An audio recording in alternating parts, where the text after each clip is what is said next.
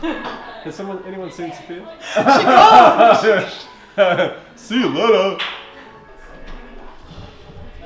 Maybe it's also like me. This feels better as well. Definitely. That's a 1.1 mil drop. It's nicer.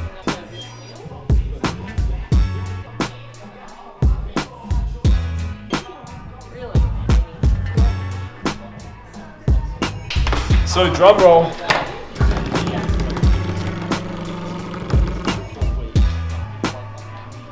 16 down to 15.1. That's beautiful. All 700 grams down are in fat. Yeah! And a 5.2 mil drop for the week. Oh shit! Oh shit! And that's literally added rice. Added more rice. I need to read a little bit more and then I'm going to hit it. It pisses me off because people go, well, you don't need to do deadlifts. It's like, no, you don't need to do the deadlifts. But they're so fucking effective, why wouldn't you do them?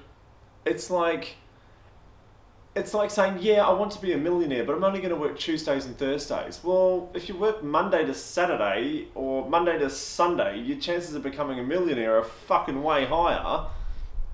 And then, of course the execution, depending on how you work and what you do, is going to determine how much money you make. But, we know that to earn that much money, there's certain things. It's like deadlifts are fucking the best exercise to grow muscle.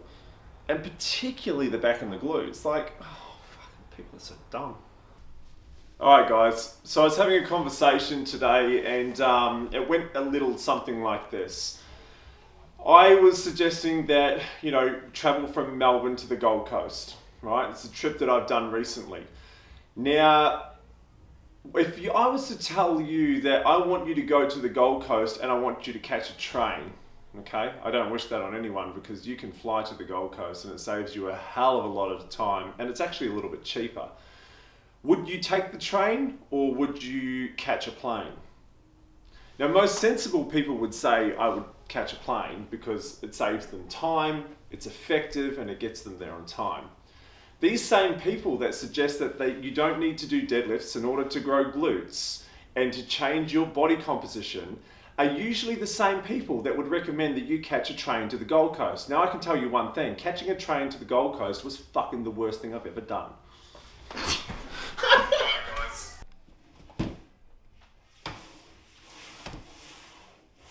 Several days later. It's like giving them some real value, like in terms of like showing them where they are and like, that's not okay to be there, this is where we want you and this is how we're going to get you there. And then basically from that, I usually will take them through and do a strength test or basically a session that involves the major movements. So like deadlifting, leg pressing, lat pull downs, those sorts of things. Because then it just shows maybe movements they've done before or haven't done before well. And then we can just obviously show them this is how we do it and give them confidence in the ability for us to produce results, especially from the training. And then at the end of that session, that first initial session, we'll sit them down, run through a diet with them. And then when they kind of get to see that the diet's put together, the daily list of food, you've got a meal plan, they're getting their training, it's kind of like, this is complete, you know what I mean? So yeah, from that marketing, we basically just get them in for a free session, show them, and give them an experience, train them, get them to experience it. The hardest part is the gym stuff, is getting people to do that stuff well. So that's the thing we're real focused on is, less about, oh, you're doing really well and that sort of stuff. Yeah, obviously give them credit where credit's due.